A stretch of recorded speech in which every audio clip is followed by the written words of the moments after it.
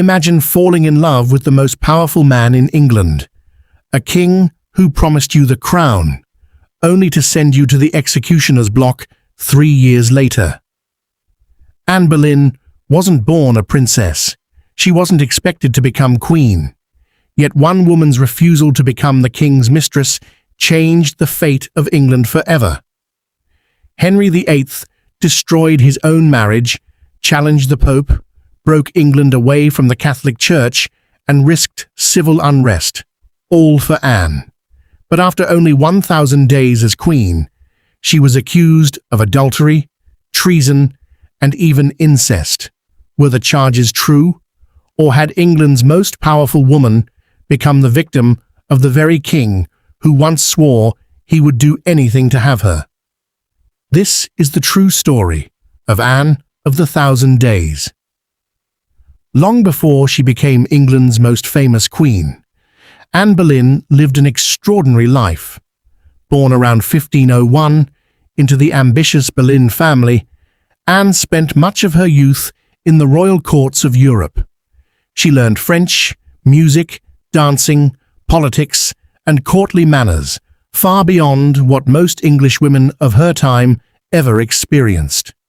By the time she returned to England, Anne was intelligent, confident, and witty. She wasn't considered the greatest beauty in the kingdom.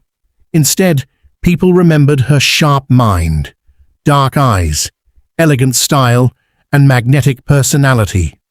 When King Henry VIII first noticed Anne, England seemed peaceful.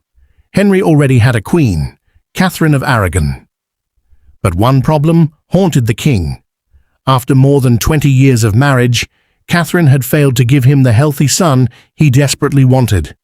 Everything was about to change. Henry VIII was used to getting whatever he wanted. Most women at court couldn't refuse the king, but Anne Boleyn did.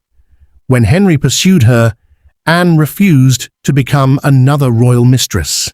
She wanted something more. She wanted marriage. Henry became obsessed. For years, he wrote passionate love letters, begging Anne to accept him. The king believed God was punishing him because he had married his brother's widow. He asked the Pope to cancel his marriage. The Pope refused. Faced with rejection, Henry made a decision that shocked Europe. Instead of obeying the Pope, he broke away from the Catholic Church altogether.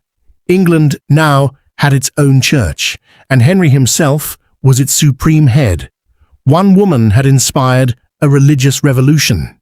In 1533, Henry secretly married Anne. She was finally crowned Queen of England. Crowds watched as Anne rode through London, wearing magnificent gowns covered in gold and jewels. Everything she had dreamed of had come true, but the celebration didn't last long. Later that year, Anne gave birth.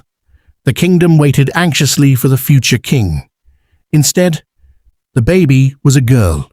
She was named Elizabeth. Few people realized that tiny baby would one day become one of England's greatest monarchs.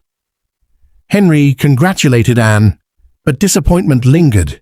He still wanted a son. As the months passed, Anne suffered several miscarriages. Each loss pushed the royal marriage closer to disaster. Henry's affection slowly disappeared. The charming woman who had once fascinated him now challenged him openly. Anne had powerful enemies at court. Many still supported Catherine of Aragon. Others simply feared Anne's influence. Then Henry met another young lady, Jane Seymour. Quiet, gentle, everything Anne was not.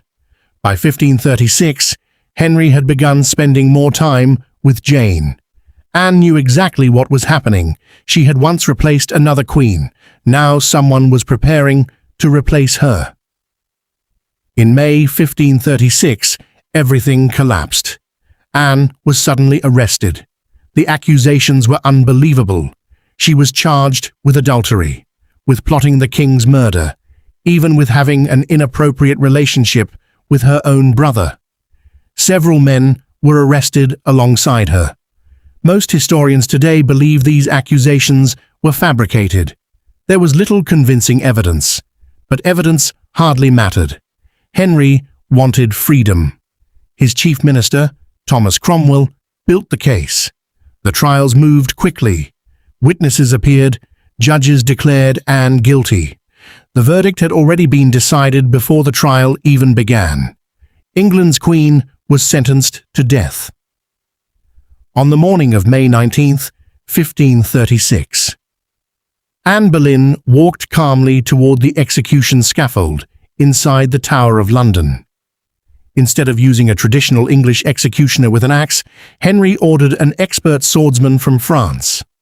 Anne addressed the crowd. She did not accuse the king. She prayed for him. Moments later, one swing of the sword ended the life of England's queen. She had ruled for only about 1,000 days. Within 2 weeks, Henry VIII married Jane Seymour. It was as though Anne had never existed, or so he hoped. Henry believed Anne's story had ended. Instead, it had only begun. Her daughter, Elizabeth, would become Queen Elizabeth I. She ruled England for 44 years. Under her reign, England defeated the Spanish Armada, expanded across the seas, and entered what many call its golden age. The woman Henry wanted so desperately, a son, never came from Anne. But the daughter he nearly ignored changed history forever. Anne Boleyn ruled England for only 1,000 days. Yet those 1,000 days transformed a kingdom, reshaped religion, and created one of history's greatest queens. Nearly 500 years later, the mystery surrounding Anne Boleyn still captivates the world. Was she an ambitious schemer, a tragic victim, or simply a woman caught in the ambitions of a king who believed no one was beyond his reach? Perhaps that's why the story of Anne of the 1,000 Days has never truly ended.